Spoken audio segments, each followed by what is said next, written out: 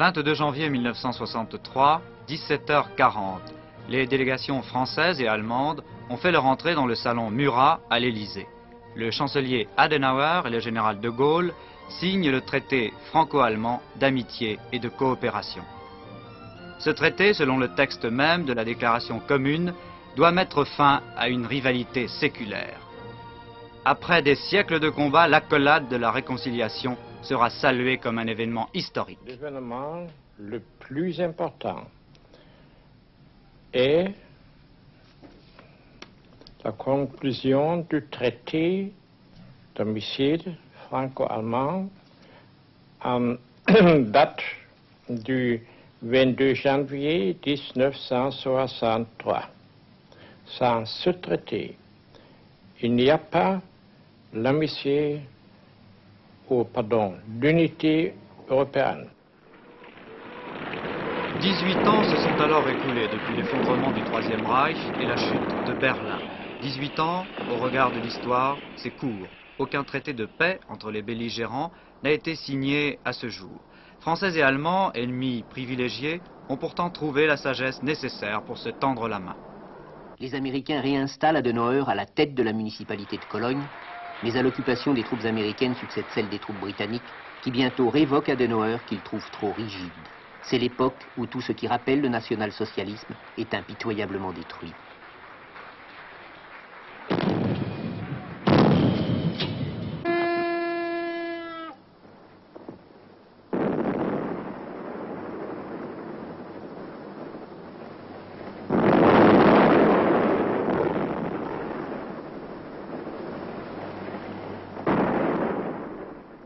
Pour parvenir à cette réconciliation franco-allemande, il aura fallu un patient travail de reconstruction, aussi bien physique que morale, et l'amitié de deux hommes.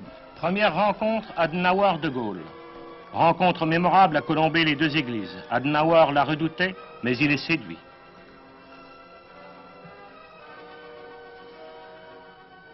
Après cette première visite de Colombey-les-Deux-Églises en septembre 1958, puis de Marly en mars 1959, les contacts vont se multiplier. Les premières manœuvres franco-allemandes de Mourmelon constituent l'un des épisodes les plus remarqués de ce rapprochement, mais suscitent aussi parfois des réticences.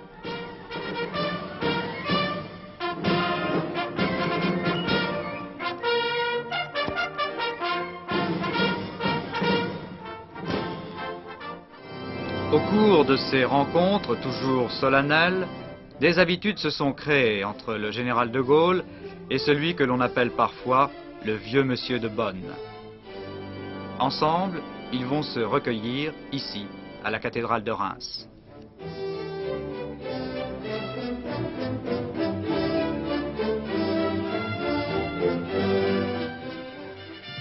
Juillet 1962, le temps des visites privées ou à caractère officieux est passé.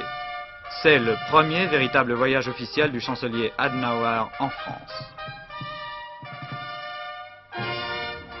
La France vous reçoit avec joie parce que l'impulsion toute nouvelle que vous avez donnée à votre pays et l'extraordinaire redressement qu'il a accompli sous votre gouvernement, bien loin de nuire à nos intérêts ou de susciter nos alarmes, se conjuguent au contraire avec notre propre progrès et contribuent actuellement à notre sécurité.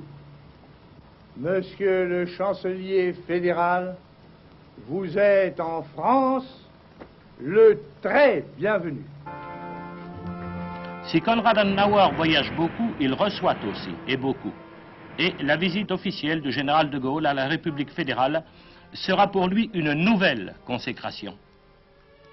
Le général de Gaulle reçoit un accueil populaire qui élargit le cadre jusque-là diplomatique et protocolaire des relations franco-allemandes. En s'adressant à la foule à Bonn, il parle de sa confiance dans le grand peuple allemand. C'est un langage auquel on n'est plus habitué de l'autre côté du Rhin. Und das Vertrauen, das ich für Ihr großes Volk, jawohl, für das große deutsche Volk hege.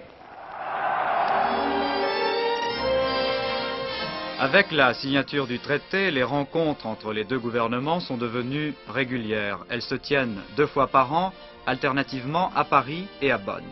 Le chancelier Adenauer a quitté le pouvoir en octobre 1963. Avec son successeur, le chancelier Erhard, arrivant ici à Rambouillet, la coopération franco-allemande connaît quelques moments difficiles. Mais les échanges commerciaux franco-allemands font un bond en avant. La coopération se renforce à nouveau avec le chancelier Kiesinger.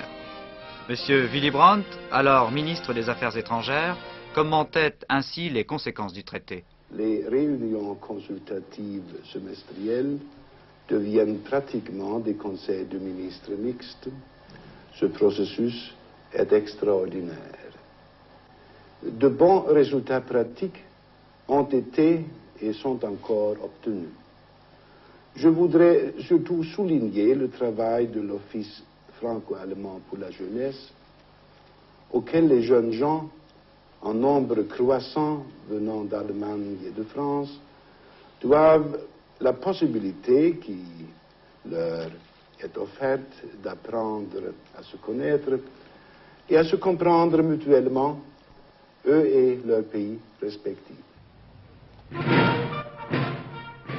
Monsieur Willy Brandt, devenu chancelier en 1969, et le président Pompidou vont donner au traité une orientation plus pragmatique et travailler dans le concret.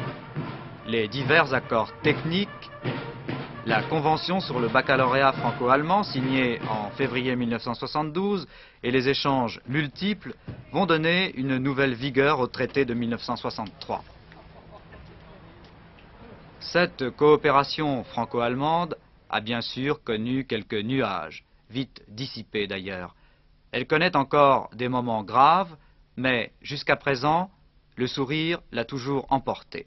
Le traité d'amitié de 1963 a créé un mouvement qui reste irréversible au sein de l'Europe élargie.